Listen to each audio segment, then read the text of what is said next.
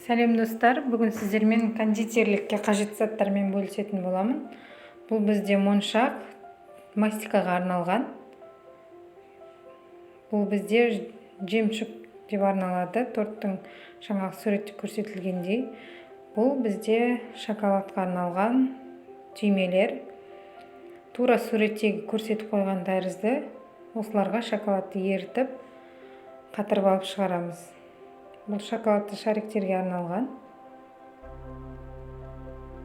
Шоколадты ертеміз, басқа ештеңке қоспаймыз. Дәл осы шарик жасау, жаңағы шоколад жасаулар менің видеомда бар. Ал бұл бізге изомальтқа арналған, жаңағы суретте 4 саны көрініп тұр ғой торттың.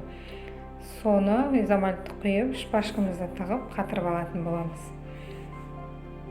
Бұл бізде қарлар, тура тортта көрсетілгендей қардың узорын береді, мастикаға арналған пунжерлар деп аталады. Енді бұл жерде краскілер, топ декордықын қолданатын боламын. Термометр бізге қажет болады, леденцей жасағанға, көптеген жаңағы пісіретін заттарға қажет болады. Бұл мешок, многоразный мешок. Качествосы өте сапалы, осы түрін алсаңыздар болады. Ал бұл одноразовый мешоктар, шоколад құйып жазуға арналған, крем қолдансаңыздар да болады. Бұл бізде алфавит, торттың бетінде жазу көрсетілген, тура соны мастика арқылы жазатын боласыздар. Ал бізде бұл бұлтты кесіп аламыз мастиканың көмегімен.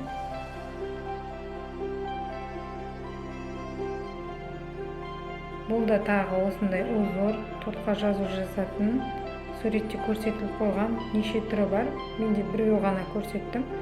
Ал бұл бізде кондорин, сары түстісі, спиртпен араластырып жағатын боламыз бұны. Бұл бізде вупидің насадкасы және де капкейкке арналған бетіндегі гүл қылсаңыздар да болады, әдемі узор береді. Осы екі түрі қажет деп ойлаймын, ең главные. Ал лопатка и бізде бұл және спатула. Торттың бетін тегістегенге өте қажетті зат. Шпатель тортты тегістеуге арналған. Бұл бізде утюжок деп арналады, мастиканы тегістеуге арналған. Бұл бізде тефлоновый коврик, жаңағы бізде леденцей жасауға, ваза жасауға өте қажетті зат. Ал бұл бізде кольцо сантиметр көрсетілген, 30 сантиметрге дейін. Бұны қолданып жүргеніме уже 4-ші жыл бастағанымда алғанмын. Бұл бізде поворотный столик деп аталады. Тортты тегістегенге арналған, өте жақсы. Осымен тортымызды әдемі тегістейтін боламыз.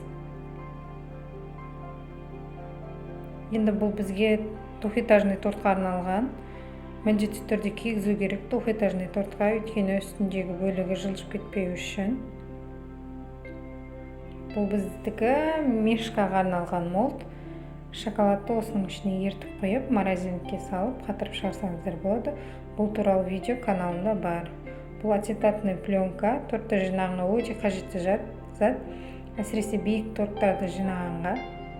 Және де миксер қажет. Бұндай үлкен миксер болмаса да қол миксер жарайды. Енді бізде ең бастысы таразы қажет болады. Видеом сіздерге пайдалы болды ма? Егер де пайдалы болса, комментарияға жаза кетіңіздер. Тағы да сұрақтарыңыз болса, міндетті түрде жауап беремін.